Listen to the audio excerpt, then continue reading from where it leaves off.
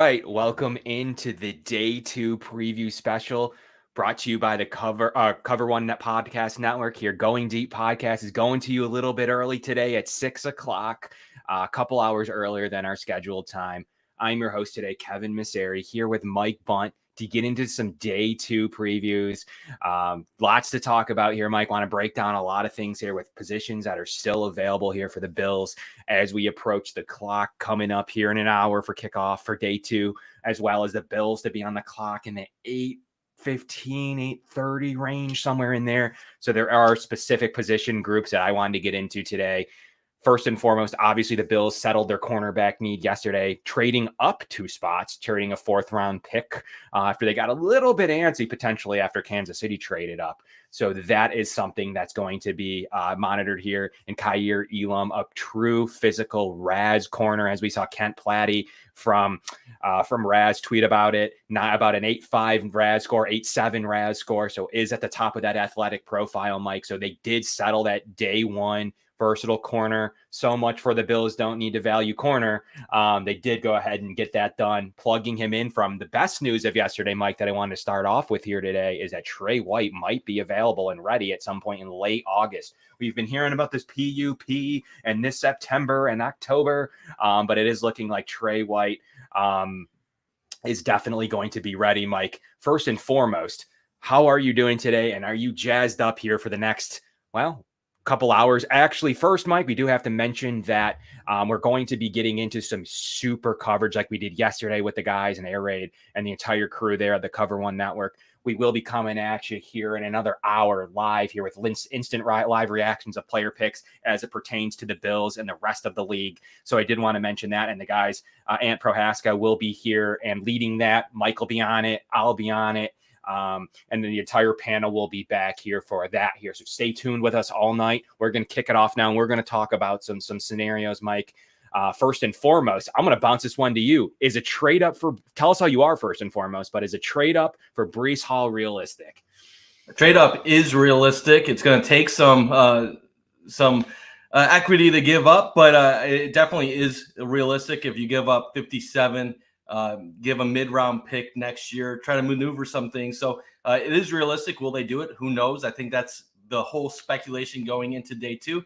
As of how I'm doing right now, I'm doing great. This is my favorite day of the NFL draft. Day one, it's pretty easy to predict overall. You kind of have a few areas that you know they're going to target. Day two, there's a lot of different scenarios that could happen. If the Bills do as well as my chicken wing dip turned out, we're all in for a great night overall. Breece Hall, that's the big question going into today. Was all the pre-draft speculation, was it a smokescreen? Was it real? And was it really more about a round two move than anything else? Because we know Breece Hall ain't going to go to number 57. He's going to be taken well before then. A lot of people are speculating Houston at 37. Other running backs the Bills could be in on: Kenneth Walker III, Isaiah Spiller. Could they wait for a Rashad White? There's a lot of different names out there, but the most dynamic two are going to be Walker and Breece Hall. It is realistic, but are the Bills going to want to give up what they need to in order to move to that 35 to 40 range to make it happen? Yeah, I think what's interesting is we saw the value come in light. So to kind of couple up this trade, we kind of saw the value come in light. I think the Bills actually were the very few to actually pay value based on the Jimmy Johnson chart or others. I saw the total trade breakdown to actually pay, a little bit above value for what they should have. There's a little bit of talks with a couple of other trades, there's some weird receiver trades in there that are really hard to break in and analyze, especially as the picks are rolling in. But the Bills really did pay a 4th-round pick to move up 2 spots to kind of jump Dallas. I know the talk there is that, you're kind of looking at that like, well, are they just jumping Dallas? Someone could trade into Dallas. I mean, I guess so. So it isn't really worth that 4th-round pick to really play that patty cake game. But I think you saw that the Bills really had a good value set for their board. They claim it was the last player. We have to take Brandon Beane at his word. and they gave up that pick. Now, fast forward to today and getting up to get someone like Breece Hall, I do think that the price value is low. I think you're looking at a range that makes sense to you. You don't have the 4 anymore. And you're not really that interested in doing one pick today. So I think you're looking at the 2 and the 5. And then what else do you need to couple? Is it Zach Moss? Is it Cody Ford for a little bit extra of a sweetener? Is it a 4th next year that they're very willing to trade? Brandon Beane's only selected 2 4th-round picks underneath him, Gabriel Davis and Taron Johnson. So those are some very interesting names. But to me, they're willing to get rid of that pick. This today, you're going to get rid of the 5th, as well as maybe you're going to get rid of a player, an asset. Do you go up the pigeonhole a little bit more and you start looking at other players that you could move here tonight? It's not out of the realm of possibilities after you saw what happened yesterday. It all depends on how much they value a guy like Breece Hall. Is it worth giving up those assets to move into the top 40 to take a guy like him? There's a lot of other quality players that they could wait and sit at 57. The possibility of a Kenneth Walker falling into their laps. Then you can, 3rd round, could go a number of different routes. You could go after a wide receiver.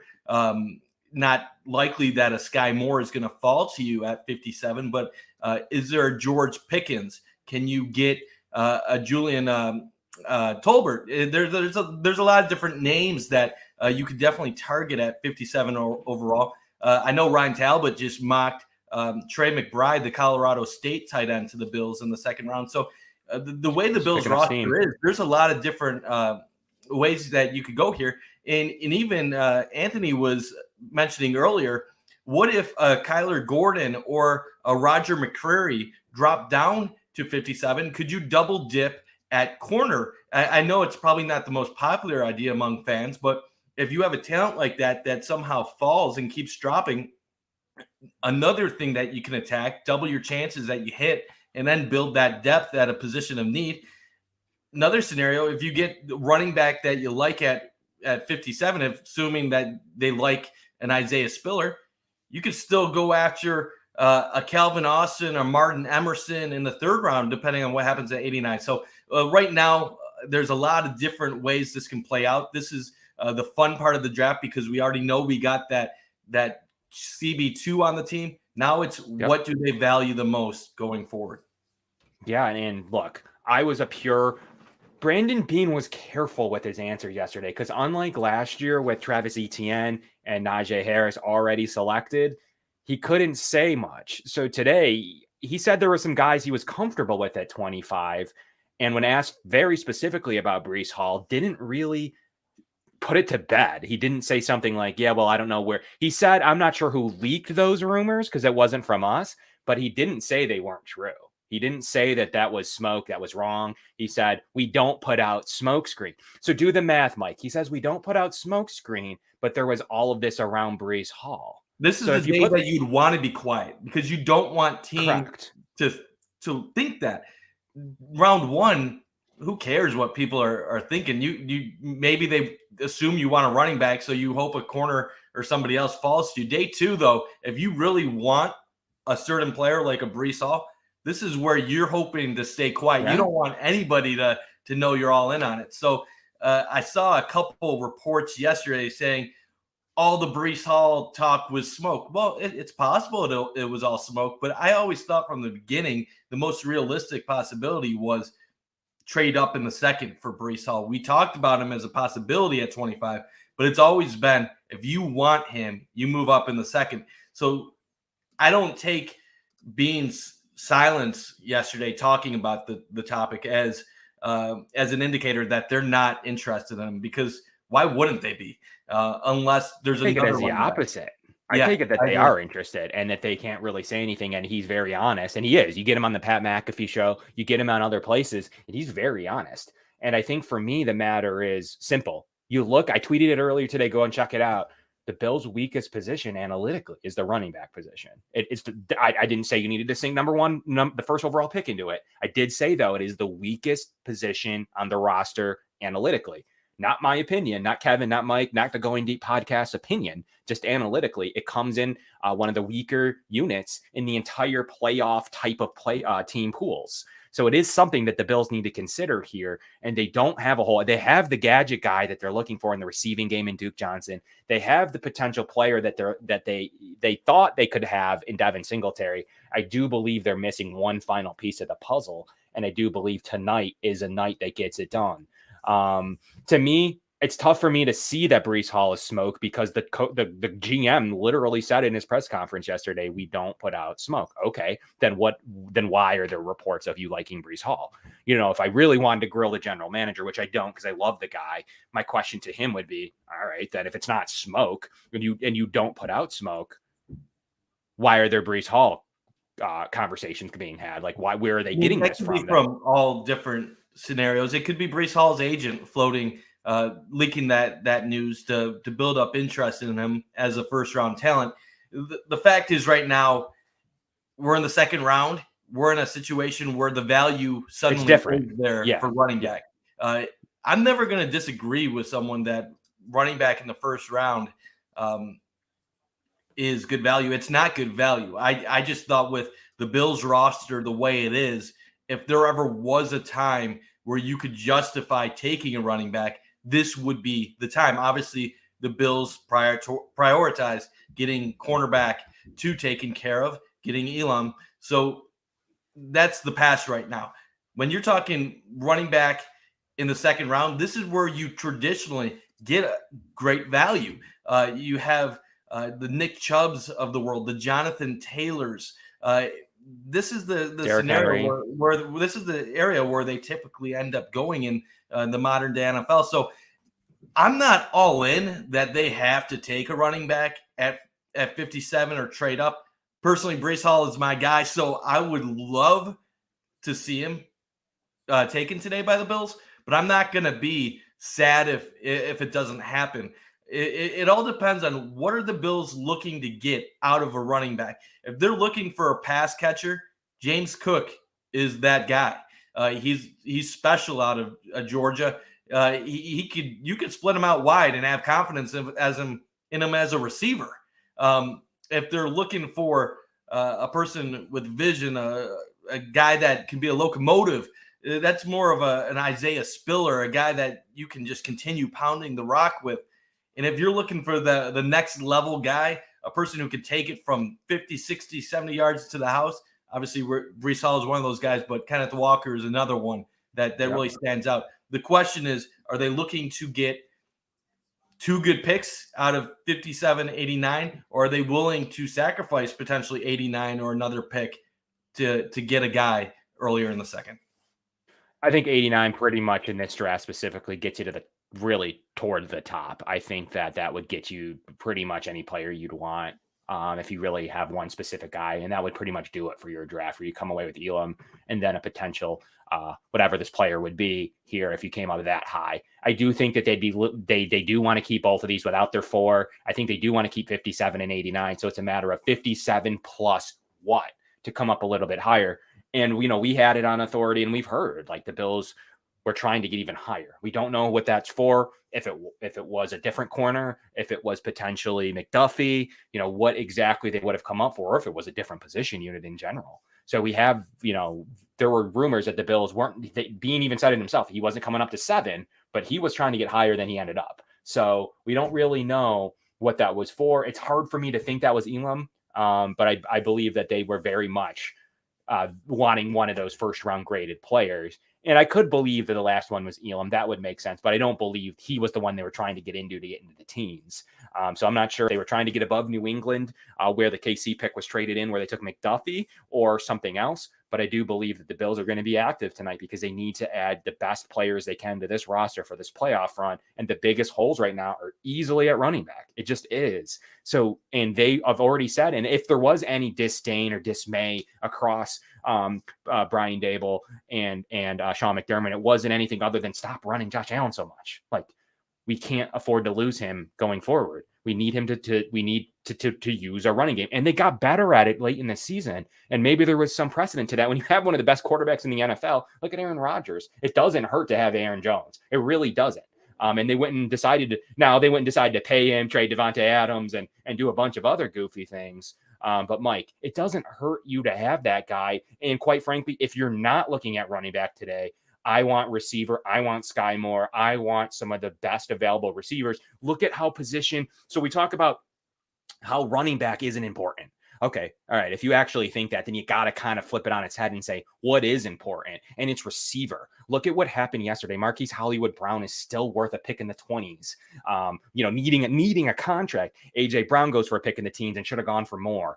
So you had players. This is a premium position. $100 million plus is pretty common for the top half of receiver ones. Gabe Davis is coming up already somehow in the next year or two. So in the next 2 years, actually. So like, you have to worry about this stuff, and you need to absolutely, if you're not going to satisfy the running back and go with Singletary, who you're not going to have a running back on the roster next year, by the way. So it isn't just a play for this year only. You're not going to have a running back on the roster next year, and you're not going to want to pay one anywhere. And you're clearly not taking one in the first round because we've already made that abundantly clear.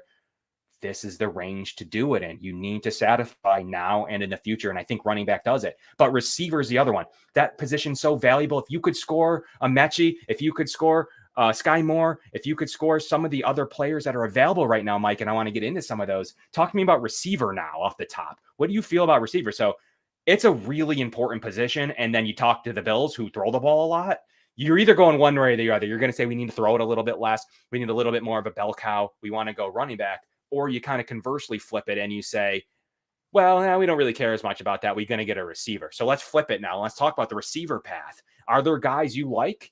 Like, what do you think of the receiver? Like how crazy that was yesterday through 20 picks. What do you think about the receivers and how, in my opinion, they're going to keep going here fast and furious? Yeah, it was crazy seeing the wideouts go in the top 20 yesterday. A lot of those guys I expected to go in the first round, but I didn't expect them all to go in the top 20. I thought some of them might go later first round.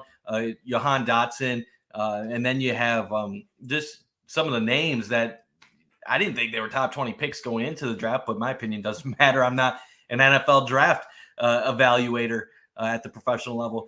I do think there's some intriguing names today, but the upside isn't as high, obviously, looking at these second-round guys. Mechie the third, you're dealing with some injury concerns of Pickens. Obviously, the injury concerns in the past and some personality questions.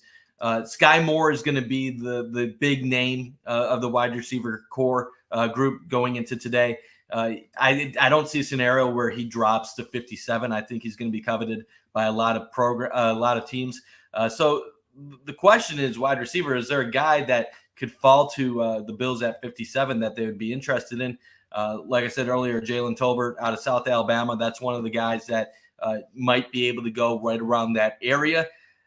I don't know if I love the second round guys, though, based on where they're going to go and what you're going to need to get them. Khalil Shakir from Boise State. That's another guy that could be on the board round 3. There's a bunch of decent guys. And Alec Pierce, honestly, from Cincinnati, that's an interesting target.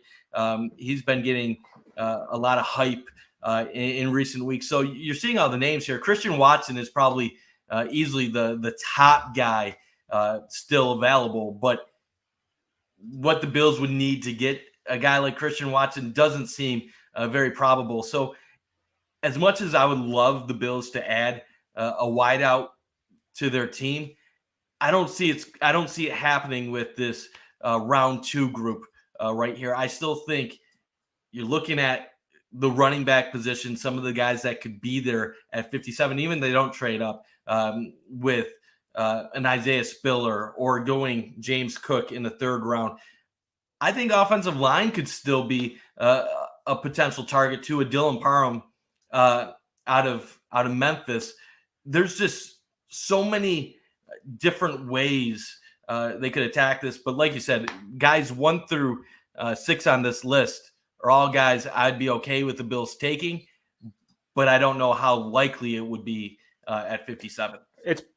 Like to kind of cap off running back, and then I'll get into my opinion on this list, is you got Breece Hall and Kenneth Walker. Outside of that, you're gonna now punt again in the 1st and the 2nd, and then you might consider again in the 3rd, which seems to be where Bean's a little bit more feeling good about it. I think you're going to get what you're going to get in terms of taking another risk on someone like Zach Moss, but whatever. In the third round, you'd be looking at James Cook, Isaiah Spiller, and then our guy, Rashad White. That's kind of what you're looking at there in the third round. Outside of that, I don't really see a ton else that would be an upgrade. So if you miss out on those 6, let's call it, I'm not feeling great. Even myself, who wants a running back, I think you punted on the position. So those are the 3 running backs that I like in each round, really. So it's really 2, Kenneth Walker and Breece Hall, and then Isaiah Spiller. I like James Cook, and I like Rashad White. So those are the really the 5 remaining players that I think the Bills could target. And then if those go, say they all go in the second or something crazy, you're done. Like, to me, you're done at that unit, and you're going to move forward. And here's the thing about wide receiver now. We keep hearing every year in the draft, oh, this is one of the deepest classes for wide receivers ever. Well, now that they pass the ball like crazy in 8th grade football, these freshman teams can have quarterbacks throwing for 3,000 yards. That's just the evolution of the game. You're going to see great wideouts every year going forward now, because at the high school level, they're not running the ball 85% of the time like they did up until 2000. Now that you have just unbelievable skill makers from a young age forward, it's not something where you need to take a wideout in the first or second round. It's great if you can get one of the top guys, but this is the way of the future. These wideouts are just going to continue to be unbelievable playmakers going forward into the future. Another position I do want to talk about too, that we haven't really talked much about, is linebacker. The Bills did have some linebacker visits heading into the draft, and I think that's an outside possibility in the second, third round as well, when you look at some of the guys that will be available. So wideout, while I like some of these guys, if it's not Sky Moore or Christian Watson, I don't think the odds are gonna work out, but who knows? Yeah, I agree with that fully. I think kind of wrap up receiver, and then we'll get into, like I said, the couple of the other position groups here. I think receiver, will cap that off by saying Christian Watson could be a dynamite player. I think he offers a lot to talk about. I don't think he'll be available. Sky Moore, one of my personal favorites here in this draft. His knocks to me that I've heard so far are he didn't play at Alabama. That's literally the knock on the guy. We cover the MAC. We've covered the MAC in the past. Some good players have come out of that conference, including top overall picks. So I'm not overly concerned with that. Like Antonio Brown played in our conference, so I'm not overly going to focus too much on that he didn't go to Alabama and John Mechie's ahead of him already. No, I mean, his ball skills, his route running, his ability to handle the ball is incredible. Sky Moore would be an incredible player that the Bills are already interested in. So don't count out something crazy with that if the Bills feel like he's the addition to the offense that they're looking for. And then the aforementioned John Mechie would be the third, would be a really good player to add in the slot. I don't think he's quite the athleticism. He has some small arm issues, but he does offer a lot and did play at a high program, kind of like they went after with Elam. So, there is that. There's George Pickens, an awfully versatile player, has faced some injuries, some concerns, but quite frankly, has a lot to offer a team. And I'd be very, very interested with those deep ball skills. Could be perfect in this offense. So George Pickens is definitely somebody, but does have those smaller hands. So we got to see what they care about. Yeah. Isn't Mechie an interesting situation? You normally see a guy that's 1,000-yard wide receiver coming out of school like Alabama, and they got the injury. He's going to be a stud first-round pick. But you're kind of right. For being an Alabama receiver with incredible numbers, he is a little bit limited athletically compared to some of the other top wideouts in the class, and that kind of is what has hurt him and dropped him in this process. Also, an ACL injury is never a good thing to have in the past, and that's obviously something that he's dealing with. So it's one of those things where, if you're looking at Pickens and a Mechie, you got the injury concerns. Pickens probably higher upside, Mechie more production, but unfortunately for the Bills, it's kind of a risk to take a guy like Mechie, who's a little bit more limited on the athleticism scale when you're in a win now mode and he's coming off an injury. Yeah, he's coming off of a pretty, once again, a pretty significant injury. So there's got to be some medicals to pass there. None of us have that information. It's tough to comment on that. Like a Nakobe Dean, it's tough for us to comment on, what's going on with his with his RAS because he didn't do some testing and some other stuff. So there's just some issues there that it's tough to put an athletic profile. Short arms, short body frame, has some injury concerns. It's going to be tough for me to swing a trigger on him in round 2. I do think he would become a pretty premium asset in the 3rd round for somebody, but with the way receivers going, someone will take a chance on him. And yeah, like got to talk about linebacker. And that was kind of the next transition here for us. I think linebacker's really interesting. Like it really is an interesting position because you're drafting for the future. They still have a 3rd linebacker spot available. They didn't really do too much there. There's really some stuff to be done at the linebacker room for sure. And there's definitely some players available, Mike, that we could get into here. So Tremaine Edmunds is still such an interesting case to me. I don't think anything happens here, Mike, but really in the back of my mind, I'm wondering, is today the day that they could do something in the 2nd round for Tremaine Edmunds? It's not outlandish that they require another 2nd round pick to score Breece Hall and then take care of the linebacker position with their original pick. It's not crazy. I don't see it happening, but I don't think it's crazy that something could happen here at the linebacker position. Let's say it doesn't. I'm not going to predict something like that, even though it's more possible than we all want to talk about. Nakobe Dean's still there. I think that he is a very talented player. I heard some late rumblings about injury concerns. He is a reliable tackler. He's exactly what you're looking for. He shows the range in the zone scheme that you're looking for. He's an instinctive pass rusher, and he plays, every down. And that's what you're looking for in a base defense in a 2 linebacker system that the Bills play. So I think that Nakobe Dean is somebody that probably is going to go early here, but definitely worth talking about. Christian Harris is another guy from Alabama. We like those big school players. He's an inside linebacker, in the 2nd round range. And I think that he's terrific. Sideline to sideline, kind of similar to your Tremaine Edmunds style, 6'1", 226. I think Christian Harris is somebody to watch out for here today. And he's an instinctive pass rusher, and he's got burst. So he's kind of that new school modeling linebacker that you're looking for, that everyone's talking about with Micah Parsons and et cetera. I think I'd watch out for Christian Harris today. Yeah. Yeah, go ahead. Yeah, no, there's a lot of good names. Like you mentioned, sorry to cut you off there, David. No, go ahead. Obviously, you got Chad Muma from Wyoming. That's a guy that some people have gotten mentioned. I believe he had a pre-draft visit with the Bills.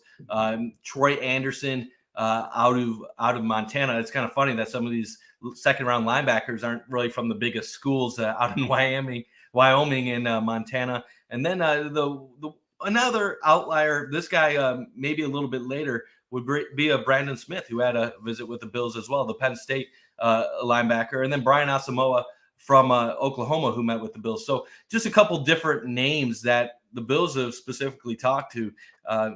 It's weird with linebacker because obviously the Bills have some good talent at that position already, but you don't really know what the long-term future with some of these guys are, especially with Tremaine Edmunds' contract in the future. Is that going to be something the Bills are going to be willing to pay him, or are they going to want to move on in the future? So there are some guys that they could potentially target 2nd, 3rd round if they're looking to go that direction. Yeah, absolutely. And I think that linebacker is a super interesting position group to me. And I think that, quite frankly, even if they don't make a move with Tremaine Edmunds, like that extreme example, I do think that it's high on the addressing list today. I do think I like it personally, just Kevin. I personally like it a little bit more than I do interior offensive line. I think they have Rick Bates signed, and they still have Morris on the extension. They like Saffold. They can easily re-up him to kind of play his kind of final years. I don't think interior offensive line. I loved the mood with Quessenberry to be a backup tackle to some pretty good, decent starters, and Brown, who's still developing, and Dawkins. I don't have an over need, and I think Parham's the only one left that I really like. So Parham's still there, which they all went yesterday. Tyler Smith, you went even, pretty much Lindenbaum, all of them went yesterday. So I don't have this opinion that Lime is going to be on the board for them anyways. But I don't specifically love the offensive line unit right now. And I don't think it gives the Bills a lot. It's possible they dip in there and they find someone that could really add some depth to this team. But I don't personally see it when I look at the best available. And as I going through my list here in my notes, I don't personally, the room got thinned out real quickly on the interior offensive line. So It was so strange going to the Patriots. I mean, that was a guy I thought could be a round 3 target for you got Buffalo. Raymond from Central Michigan from our MAC. Other than that, like I'm looking at the units and I'm like, Sean Ryan's a guy I like, Dylan Parham, but that's about it in terms of today. We're talking today, day 2 preview. I'm not getting into tomorrow, but that's what I'm talking about. Kennard is an interesting guy, but I see him tomorrow. The tackle unit I wouldn't get too crazy with, but Petit Frere is a good name out of he's a good player out of Ohio State. So like there's some stuff there. I'm just not. I think some of them are going to go here, and by the time the Bills pick, if they don't trade up, I don't see the Bills playing in this market right now because I think Ryan goes here very shortly. I think Parham could probably go here shortly. I think Raymond goes here shortly, and I think Lucas probably could go here shortly. The Bills aren't going to be looking at too much on the board at the offensive line unit. So if Parham's available at 57, and the Bills don't like what that wide receiver and their running backs have already been taken, I could see Parham being a guy that they could take a flyer on. There's not a ton of good guys available that I'd be interested in, like you said. But I definitely think Parham would be a potential target. If he's around at 57 and you have a case where Breece Hall, Kenneth Walker, the third are off the board, and say Sky Moore, Christian Watson, a Pickens or a Mechie, they're off the board. I could definitely see a situation where you take Parham and then you say, third round we'll get Cooks, James Cook, or you get Rachaad White later on. So you're right, it's not probably the most likely scenario, but I still think it's a possibility. Yeah, and I like this comment that the offensive line will thin out quick. I'm in that camp. I don't think Parham will be there, so I'll take him. He could present a lot of good depth for the Bills. I just don't see him available. If he is, great. He would be on the board. But I do think that Ryan and Parham are gone. You're not going to dip too far into that unit, in my opinion, to make sure you get an interior offensive lineman. I don't see it happening, just like I don't see them dipping too far into tackle if some of those guys are gone. It's not a unit they need to press. They don't need to press at signing Quisenberry, and they have some good tackles on their roster. It's just not a unit to me that they need to dip into. And I still think they like Ike Butker a lot at the guard spot. I think they signed Greg Manns. I don't think that they're overly eager to make something happen there when they don't need to. So I do think that whereas they're going to potentially, they took a little bit of hit trade in that 4th. I do think it's possible they do stuff there. I don't personally think it's today, to be honest. So I think Butker, if he's back and healthy, you'll keep Tommy Doyle and his potential there too.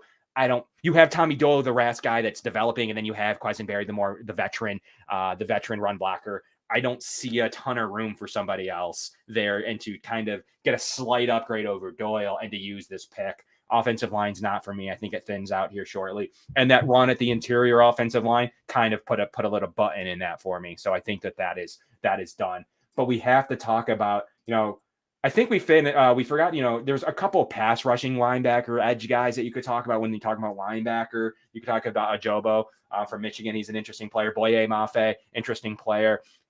Do they go that route?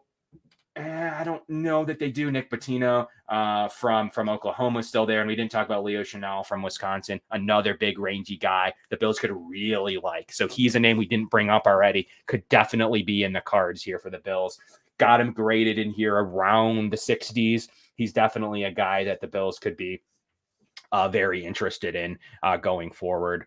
To kind of cap off the guard room, though, I guess you need, if you say you need guards, you're looking to upgrade Ike Butker or Ryan Bates. Don't see it at this point in the draft to get that instant upgrade. Could it happen tomorrow? Unlikely, but definitely could add a depth player in there. I guess Parham and Sean Ryan are the most interesting names to me. And if they are both on the board or one or the other, definitely think it could be in the cards. But I'm just projecting based on what happened yesterday with the RAS profiles getting drafted. I don't necessarily think either will be in the cards, as interior offensive line did come storming off. So I do agree you could use a guard. I don't see that value matching up for Brandon Beane. And I don't really think, to me, that you get a big enough upgrade with the guys on the board over Rick Bates as well as Ike Butker. It's possible you could see something tomorrow, like I said, in the 5th round, but I don't know. I don't think the value matches up here today, as we see fit, without a trade back and accumulation of extra picks. If they want to go that route, I guess, but they've already proven to trade that fourth. It's not in the cards. They're trying to come away with 2 extra players here tonight and then fill in some depth roles tomorrow. I do think that they're looking for the most immediate impact starters for this roster, as is anybody, but especially a team that's looking to win today. And the weakest position group is still running back to me, but we'll get into that. But I have to talk about kind of transitioning to continue to finish off defense here. We talked about linebacker. I had to talk about the cornerback room, and bringing up Sauce Gardner here is interesting. He's going to run circles around Diggs. Diggs is going to have a field day with that. Absolutely. All right, Sauce, like you bring it. We're looking forward to it. I just quite frankly think that's a joke. That's not how you want to come in. You want to come in, and my favorite line of Elam was leave the playbook on the plane. That's what I'm looking forward to. That's what someone like Sauce Gardner should be playing, not immediately go after a top 5 receiver in the league. Not sure I like that play there by Sauce Gardner. And we're going to see a deuces at some point. We know Stephon Diggs did not take that very kindly. I like the confidence. Confidence is fine. The kid is arguably the best cornerback prospect in the draft, unless you believe that Derek Stingley Jr. is the top corner. Went first. But I'm a guy. I don't mind it as long as you back it up on the field. Some people are going to be more humble and they'll let their play do the talk. Other people want to talk the smack. If you can back it up, more props to them. But that seems like something that wouldn't be easy to back up as a rookie in the NFL. Stephon Diggs is one of the top 5 wideouts in the entire league. It's easier said than done to shut down a guy like that, especially with some of the corners that he's roasted in the past. So, like I said, if I'm a Jets fan, which that's the most vulgar, disgusting existence I could imagine in my life outside of being a Patriots fan, I'm happy. I love the confidence. I'm having a ball after day 1 of the draft. They had a really good Thursday night, but they do need to humble themselves a little bit. They have been one of the worst teams in football for the past 5 to 10 years. So good for him. We'll see on the field in September, October, November, whenever the two eventually line up against each other. Yeah, and kind of could they double dip at cornerback, Mike? That is a topic I wanted to hit here too. I don't think it's today. I don't think the double dip comes today. I think that's a tomorrow thing where you add a depth guy. I think that they have Dane Jackson. I think that they have Saran Neal, who they like. They have Cam Lewis, who they like. That's just behind the starters. And obviously you have, Trey White potentially being ready. You have Elam potentially having that starting job. And obviously Taron Johnson starting as well. I don't overly see that unit needing somebody today, but I guess as Bean has done in the past, if they have an immediate player, I think that could speak to how ready Trey White really is if they do something tonight. So you have Andrew Booth, you have Kaiir Gordon, you have Roger McCreary, you have Cam Taylor-Britt, you have Tarek Woolen, you have Zion McCollum, who I think is going to jump into today. Guy that some people were trendy 4th round pick. I think he jumps into today with one of the best RAS profiles ever. I think his athleticism kind of comes in and play today. So I do think that there's some great names I like. Dude, I'm not against it. I really am not against it at all. Those are names we all talked about in the first round, a bunch of those. Brandon Beane has shown last year that he's willing to double dip at a position group if he feels like they need the help. And why not if some of these guys are still left on the board? We don't know who's going to fall to 57. We don't know who's going to fall in the 3rd round. But think about some of the names you just mentioned already. You got a Roger McCreary. If he's available at 57, why not take him, and then you can hold off on your running back until 3rd round, and you can go with James Cook. You have a guy like Martin Emerson out of Mississippi State who's lengthy, could be a perfect kind of guy to mold in Sean McDermott's system. You maybe can get away with him with your 3rd round pick, depending on if he falls to 89. Cam Taylor-Britt, who is expected to go somewhere tonight, late 2nd, 3rd round. There's a lot of good corners available. Not saying that Tariq Woolen is going to get to 57, but he has all the athleticism in the world. Zion McCollum, like you said, another interesting guy that you can mold. And with guys like a Tariq Woolen and a Zion McCollum, you can put them on the Bills. You don't need to worry about them matching up against a number 1, number 2 receiver day 1. you can mold that athleticism into something and give them the time to hopefully develop at the NFL level. I think that would be definitely an interesting way to attack it, because think about it. You already got Trey White at 1. Now you're going to have Elam at 2. Teron Johnson is going to be your slot corner. It's not the worst way to attack it. Now, is it going to be a popular move if they go that way? Probably not, but I would be all for it if that's something that they end up wanting to do. Yeah, guys, and I want to put up the tight ends on the screen so everyone could see it. I hate when it's tiny when I'm trying to watch something and I can't see what everyone's talking about. These are the top tight ends available as well, so I want to hammer that home here in the final stages of the pregame show, brought to you by Cover One. Once again, Kevin Massare, Mike Bundt, going through what the Bills could get done here on day 2. Here in our preview, the Going Deep preview here today, brought to you by Cover One. We got Eric Turner, Greg Tomset, and Aaron Quinn, and live from Vegas. We've got all of us on the panel coming up next here in the next 15 minutes. We got about another 8 to 10 minutes here on the pregame show, kind of talking about what could go on. But tight end is a unit that I think is a sneaky need.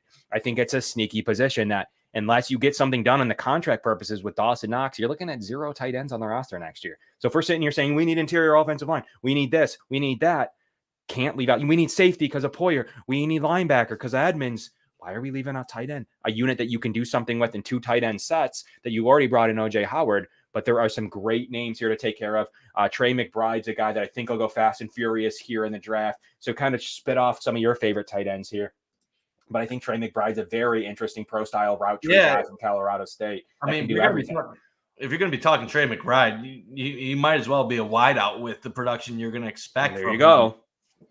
I mean, there you go. You're talking about 1,000+ yard tight end last year at Colorado State. This guy is a pass catcher, and he's gonna get a lot of balls his way in the NFL. I agree with one of the earlier comments. Don't really think tight end is the move for day 2, but I do like some of the guys on this list. Isaiah Likely, I've been talking him up the entire last couple months. I know you like him. If you can get, now we don't got the 4th round pick, which is really the problem is you're gonna have to take these guys in the 3rd now, because that's the kind of the risk you took yesterday. I don't like Isaiah Likely in the 3rd round. If you can get him in the 5th round, I'm loving it. But in the 3rd round, I don't think I'm a fan of it. Another guy, obviously, is Jelani Woods out of Virginia. He's the hype guy right now. He's the guy that fans across the NFL are talking up. He has athleticism. He's a ball of clay that you're hoping that you could turn into something special. Yeah. I think tight end actually is a little bit of a need, like you said, without knowing what Dawson Knox's contract situation is going to be. Obviously, OJ Howard, we'll see how that plays out. Is he a 1-year rental? Could he stay with the Bills beyond next year? I think a lot of that would depend on what happens with Dawson Knox's situation. But it wouldn't hurt to take a flyer on one. Just don't see it happening today. It's something that I think we'll have to wait until the 5th round, or if they have a trade up or trade down in round 4, because some of these guys, while talented, there's better routes than draft someone in the 2nd, 3rd round. That's going to be your 3rd. Yeah, guy. I'm thinking more of the 3rd round where this is more relevant, where the Bills have shown the propensity to do it with Dawson Knox, a guy that's similarly to Dawson Knox. You could put him right in your pipeline from UCLA's Greg Dulcich. He's a guy I really like. I personally think he can do a lot of different things. He's compared to Dawson Knox athletically. He's been productive at UCLA. I really like Greg Dulcich. If he's available, he's a guy I have to think twice about if he's on the board in the 2nd round. He's probably one. Him and Trey McBride are the 2 that I'm looking at in the 2nd round. He has enough speed to make those plays down the field. He can bring a lot of different dynamics.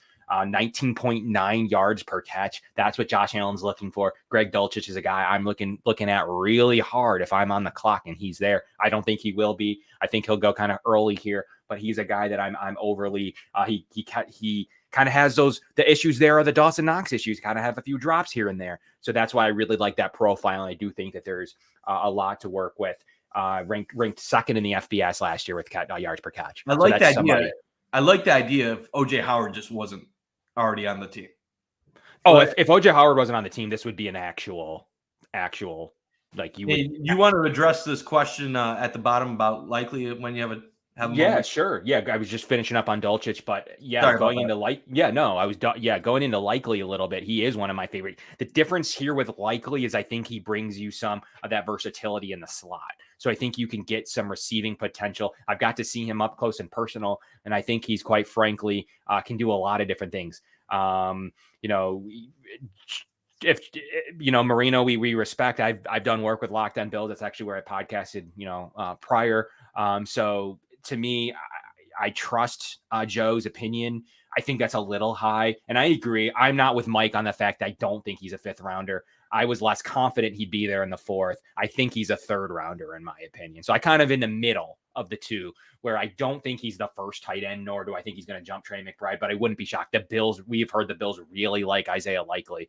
I'm not going to be shocked if the Bills make some type of move. And at the end of this, we're sitting here kind of looking back on this and saying, why didn't anyone talk about Likely? The Bills like him a lot. No pun intended. So I think that he is somebody that absolutely is so smooth. He's a vertical route runner. He can do more in the slot. He isn't just a guy you need to have on the field in tight end packages. He can be mixed in the receiver room. He can do a little bit of everything. If an injury happens, you can immediately mix him into the, and that production is just, it has to be talked about. I'm sorry, he's a very productive guy, and that's what you're looking for. He's got that solid upper body strength.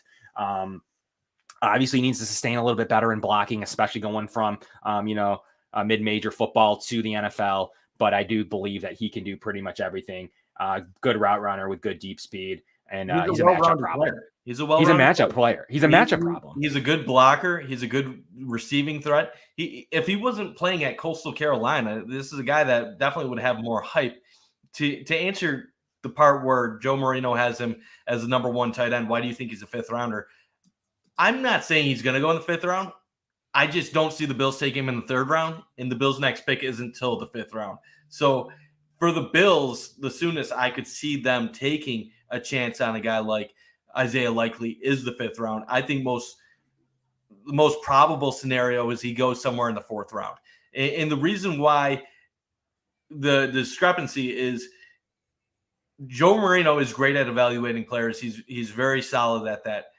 But a lot of NFL evaluators might not be as high on Likely as Joe is. If you look at Pro Football Focus, for example, you look at Isaiah Likely where he grades out on some of their simulators, which I know is a horrible way to judge prospects, but he's in the 200s. That's a guy that you're looking 6th, 7th round.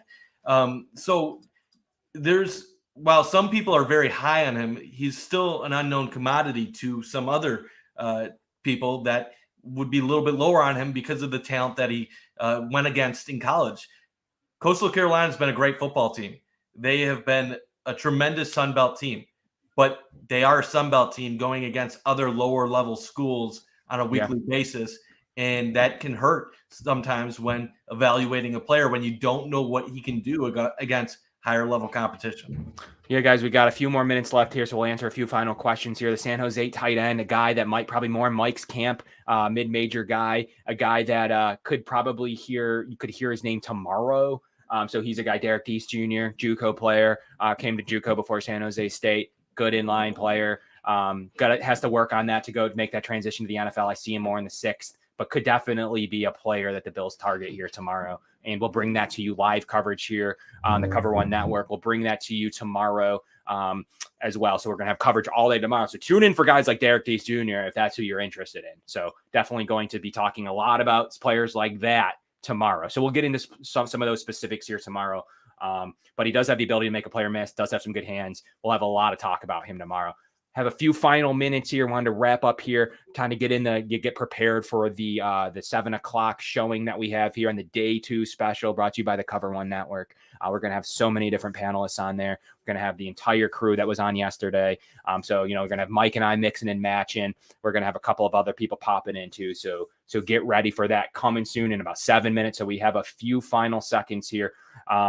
And I see a couple questions here about receiver. We went over that pretty in depth here shortly, just maybe 20 minutes ago. I do think the Bills could target receiver here today to kind of wrap that up, guys. So what an amazing addition here.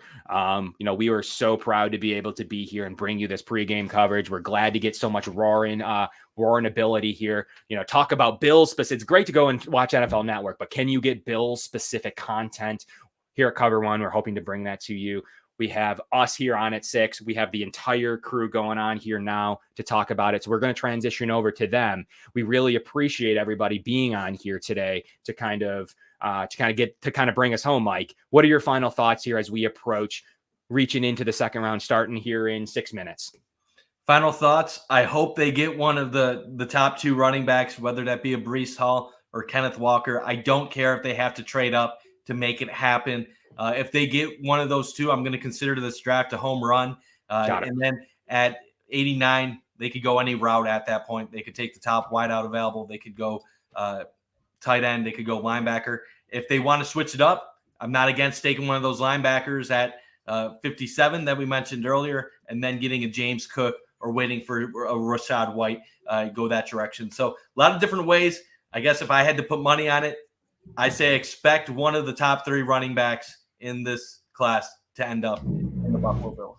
Yeah, absolutely. And running back all day for Kevin. That's going to do it here from the pre-show draft coverage. We're going to get into the actual coverage now. So just stay tuned, stay with us. And for Kevin, it's Breece Hall. Get up there, get it done. Give me a running back on the weakest position unit and make it happen. I do believe that could add a lot to this Bills roster. So I'm team running back. We've heard what Mike's after. Make sure you smash those likes.